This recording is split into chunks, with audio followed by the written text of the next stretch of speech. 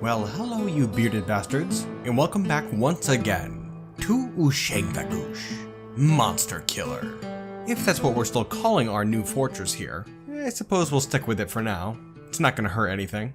Now it's currently the 14th of Malachite, 266, and here we stand, at the cusp of a brand new future. A glorious future. Sure, our new fortress here is pretty small at the moment, but it's bound to grow over time. We just have to get back up on our feet. Shouldn't be a big deal, really. We've done it once already. Now, first things first, before we do anything else, the Queen has a little bit of a matter to attend to. You see, we still have this treacherous scholar down here. Badly wounded, remember? His name's Obak, and we believe he's been scheming with the humans from the south. And he's the one who helped them steal our book, feeding them information behind our backs. Now, he's already been beaten severely, but that's not quite enough. And now he will receive his real punishment. Somebody should be coming shortly to drag him away. Ah yes, here we go. Thank you very much, Bombwreck. There we are, fantastic. He is in place. Now then, you treacherous dwarf. There's only one suitable punishment for you, and I think you know very well what it is. You have been proven guilty of collusion with the vile humans in the south, in a plot to steal valuable relics from the Queen of Ushangvagush. For this crime, there can only be one punishment. You shall be dropped. To Stalkhob with you. May your soul burn. If there was any other way to resolve this, then I would gladly choose it. But unfortunately, there is not. Goodbye. A deed is done. A criminal punished. And let this be a lesson to the rest of you out there. A little show for the dwarves brave enough to enter this chamber. Stalkhob's lair. But we're through trying to impress those dwarves. They never wanted to live here anyways. Bunch of ungrateful dwarves. Why? Ushangvagush was a perfect home for all of them. But they got soft. Spoiled. They stopped appreciating their home. Disgusting. Well, it's gone now. Ruined by their own hands. But why? It does not make any sense. How foolish of them. If that's how they want to live, then so be it. Let them suffer. I just wanted them to have a home. And it could still happen. We just have to start again. From the beginning. We can do it. We have to do it. We don't have a choice. It was in the book. This is all just the beginning. The beginning of a bright new future. A future of mountain halls, hidden tombs, darkened dungeons filled with treasure. The dwarves will return. We have to believe it. Book or no. It doesn't matter. We will work past this, and everything will turn out alright. It'll just take time. That's all. Just time. Meanwhile, while the dwarves of Batkiller Court settle into their new home, the forgotten citizens of Ushangvagush languish in their misery. Their home has become a hell. Abandoned by their queen, here they remain, as victims of a comfortable lifestyle. Their once grand fortress home has been reduced to a shell of its former self. It took 4 short years, and now it's only a matter of time. The enemies of Ushangvagush are many, and now they circle this dying beast, like a pack of starving wolves. And yet, even in the midst of spiraling chaos outside, a solace can still be found, if one looks in the right places. Here we see Kulet, Wartfist, Duke of Ushangvagush and Maze Monstrous, and current leader of these forgotten dwarves. Presently, he trains in his bedroom, away from the madness outside. He's accompanied by his childhood friend Unib, also known as Leechbait, who finds herself jealous of his new position, and with far too many questions. The Duke finds himself wondering what sort of life she'll live. Can there ever again be safety and happiness in this fortress? Or are those times now in the past? Perhaps a new future is beginning. As always, time will tell. It won't be an easy task, and it certainly isn't anything he has experience with, but he's now in charge, and he has to protect his home. It is now the only option. The first order has been given. We're walling up the surface. From now on, we're going to be locked in our hellish home. For safety. The world outside hates us dwarves now, thanks to the queen, and we have to protect what we have here, even though it's not very much. We're not safe out there. Ugh, but damn it, we're too late. A vile force of darkness has arrived, and we've hardly started to get that wall in place. Okay, you brave forgotten dwarves, to the meeting hall, let's go. It's okay, you mad dwarves. We'll get through this. We'll just sit tight, clean up the fortress a little bit, and the warriors will take care of those goblins. A devilish swarm. It'll be by the very will of the gods if our ragged army can handle this. Unfortunately, our squads are looking very bad these days. We only really have 21 warriors left. Our new squad, the Toad, is just our duke, who has very little training with his weapons. He won't be of much use. Come on, dwarves.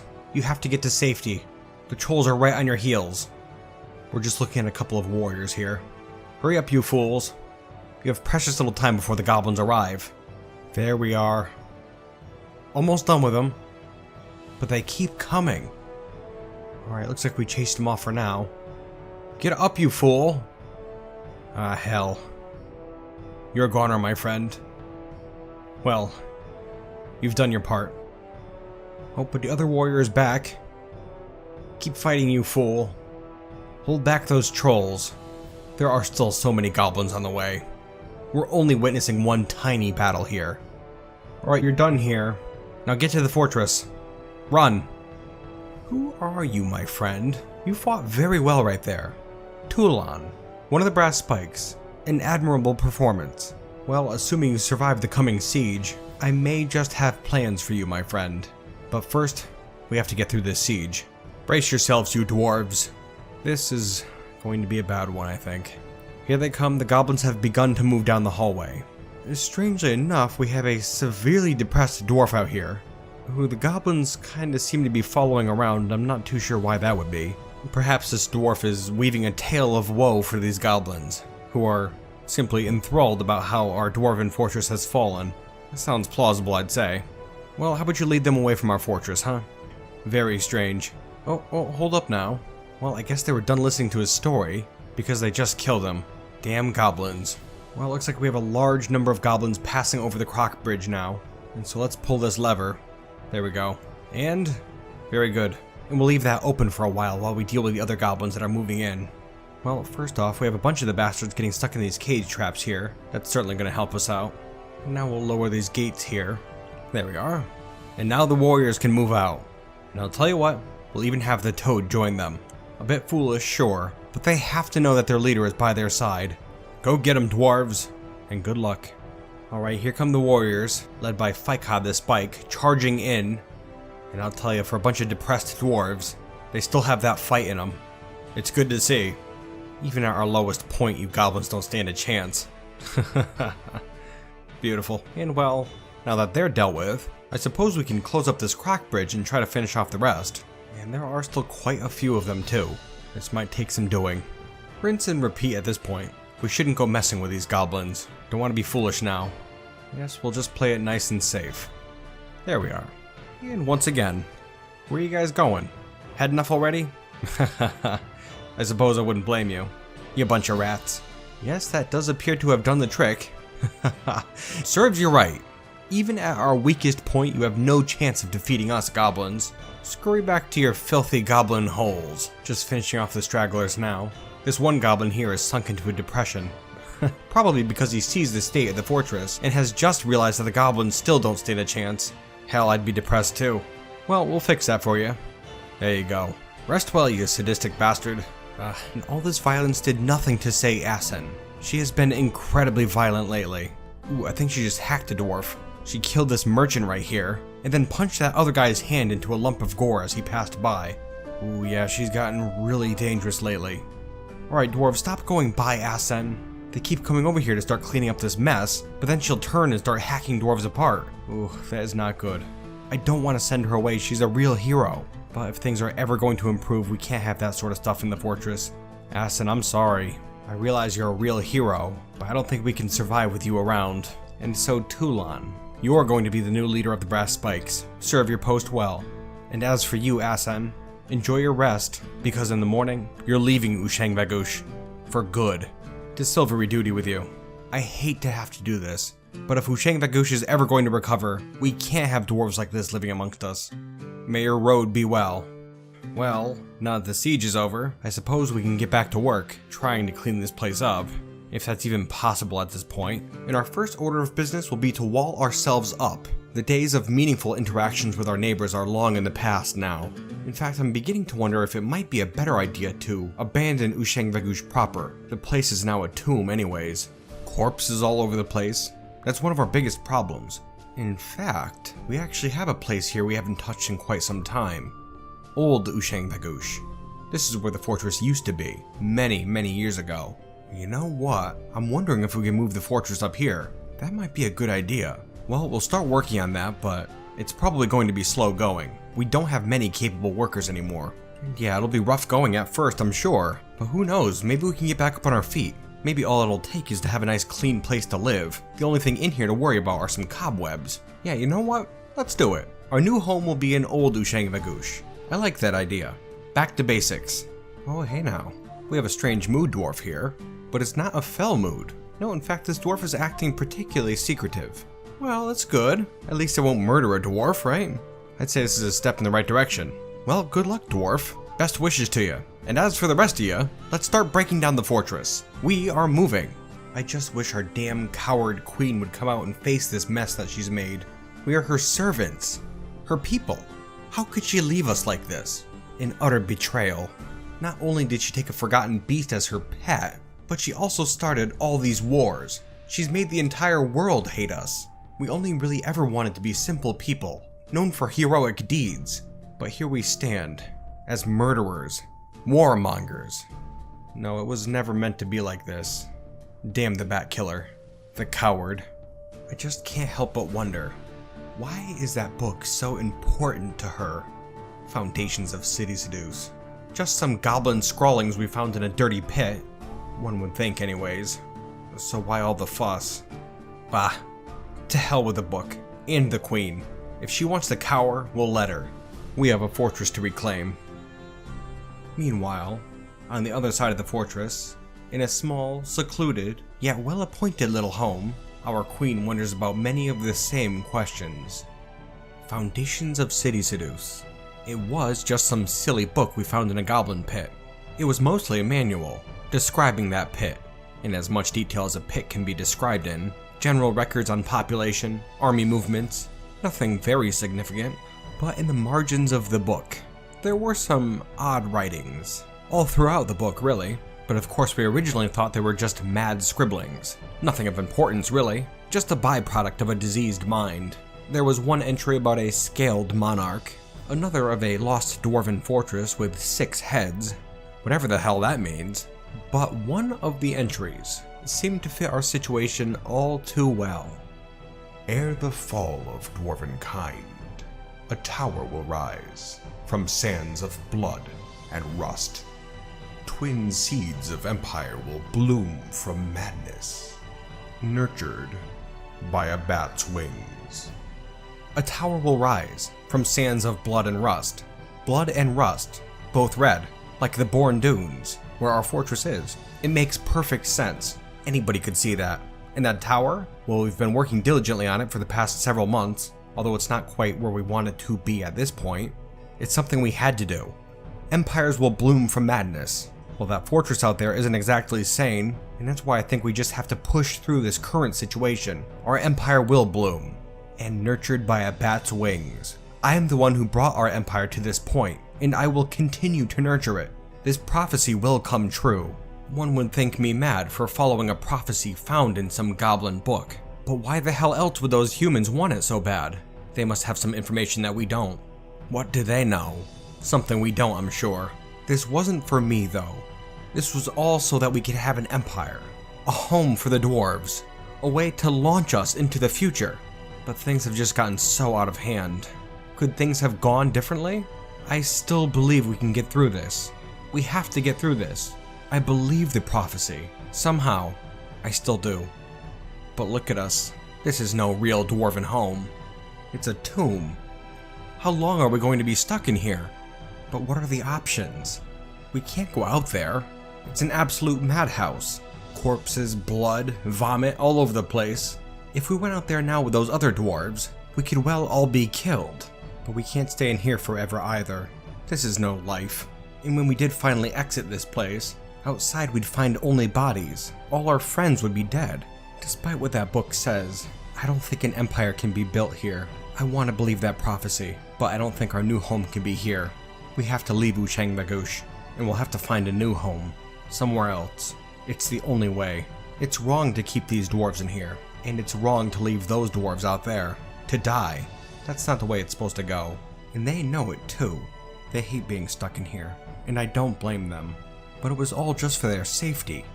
We have to work together. These are my people. We can find a solution. This whole thing was just a bad call. We have to leave this place. It's time to fix things. I'll assemble the others. Come on, you dwarves. We have to work together. Come to your senses already. We've been gripped by this insanity for far too long. Would you just come to your senses? We can improve this place. Nolral, damn the lot of you.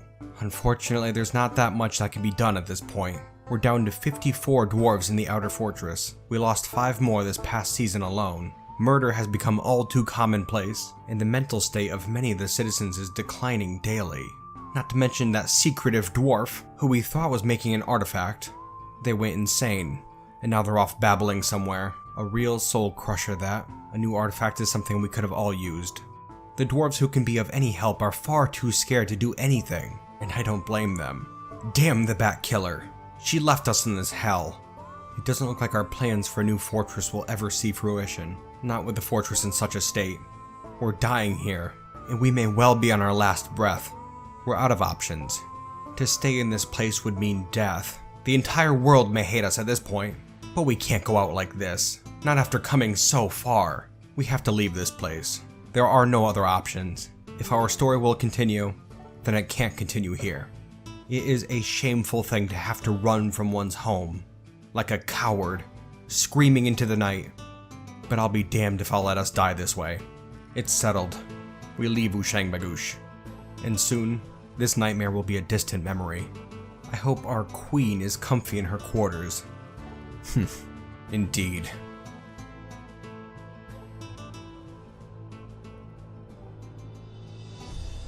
My dwarves, today is the 7th of Opal, and I have assembled you here to tell you something very important. You are fine dwarves, some of the finest to have ever lived in Ushangvagush's halls, and I am disgusted every day to think of the things that you dwarves have gone through. And I thank you, truly, for remaining by my side. This has been a harrowing experience for us all. Harrowing for who? Not you. Not the Batkiller. I nod. Now listen. No, I'm through with listening to you, Queen Obak. You're the one who got us stuck in this situation, and it's high time you owned up to the fact. You were the one who started our fortress here. You helped it thrive, and it did. But that wasn't enough for you, Obak, was it?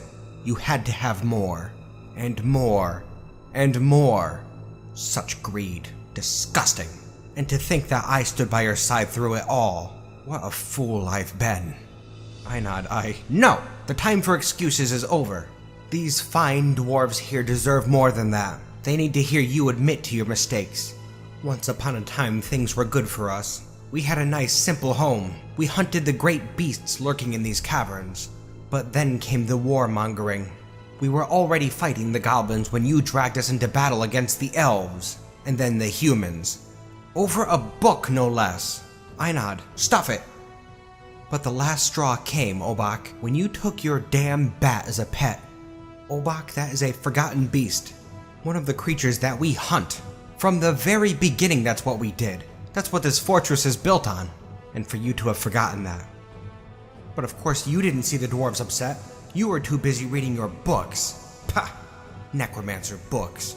The powers of life and death. I think it's time to take a look around, Obak. Look at what you've done. And face the facts. It was you who brought us to our highest heights, but also you who brought us to our lowest low. The blood of every one of those fallen dwarves is on your hands. It was all you. All you. All you. I know. You're right. I realize this fact. I've brought us to this place. It is all my fault. The soul of every single one of our fallen citizens rests on my shoulders, and they weigh upon me greatly, and that's a burden I can take no longer, and that's why today, my dwarves, we leave this place. Batkiller Court, as some of you have dubbed it. That's right, I hear you. Yes, my dwarves, we can't stay here, and those dwarves out there don't deserve that fate. And as for those innumerable dwarves who have fallen, they will not have died in vain. I won't allow that. Without their help, we could never have gotten this far. We'd have no hope for a future. And because of their sacrifice, they can continue to help us much, much farther into the future. My friends, today we can rejoin with our fellows on the other side of the wall. And with the help of our books, all of those who have fallen can join us too. And they can fight for us. No longer will we have to sacrifice our lives. We can continue our existence, moving over the landscape, an army on the march, and with the destruction of every village, our ranks will swell with the dead. There are enough corpses out there to build an army of thousands. My friends, we will be unstoppable. How exciting. We'll get to see all our friends once more. Just think of it. That old siege breaker, One Hump, he was such a fun guy. And of course Arrowhead, and your parents too, Stinthat, of course. Or Venomblood, as you like to be called. And all those elves and goblins, we can raise them too. And soon we'll be an entire army of necromancers and corpses walking...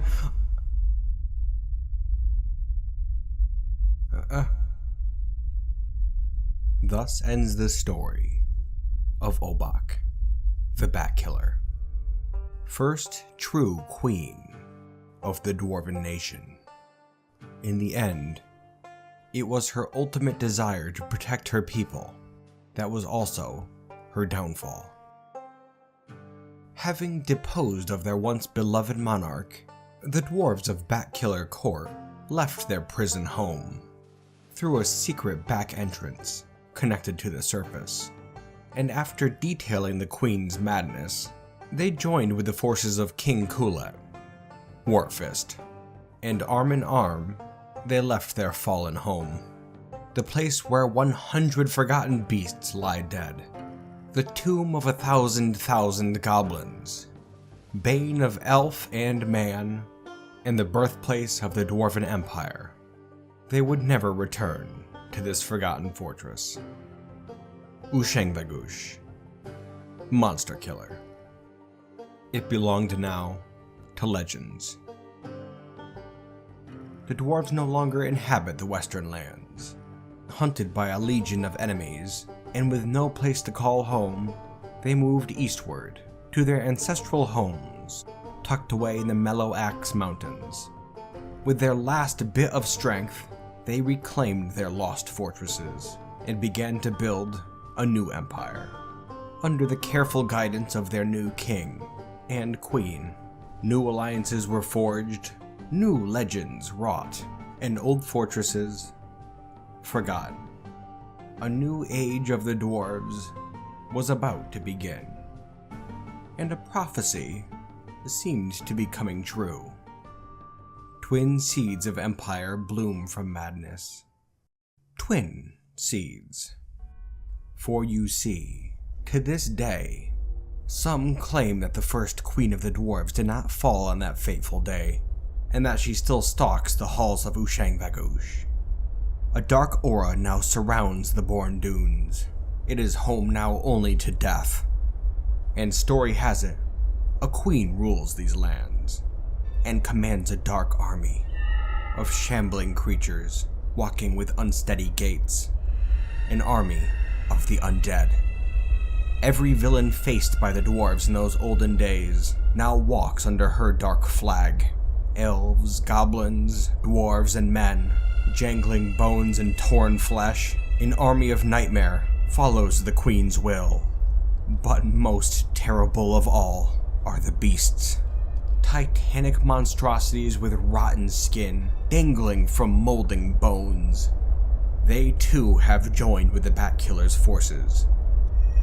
But for now, she bides her time, her rage simmering. She only ever wanted to protect her people. But if they would shun her, they would feel her wrath.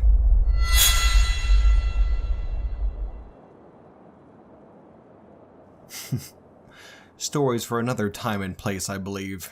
For now, we let this story of Monsterkiller rest. Well, you bearded bastards, I thank you for watching this series, which yes, is now at a close. My utmost apologies for allowing this episode to come out so late, but I just wanted to put a little extra love into it, really do the story some justice, and I think before I move on to other projects, I want to do one more episode of Monsterkiller, kind of, where we just look at some stuff in the world. There are a whole bunch of things I noticed in this world that are pretty cool, and it would be a shame to not touch on them. So expect that next week, hopefully. Also, I suppose I could just talk about some other things with this series, just ramble a bit, draw some pictures, of course. But yeah, I think it'll be fun. Anyways, thank you guys so much for watching. I really appreciate you, and I hope to see you next time. And until then, you bearded bastards,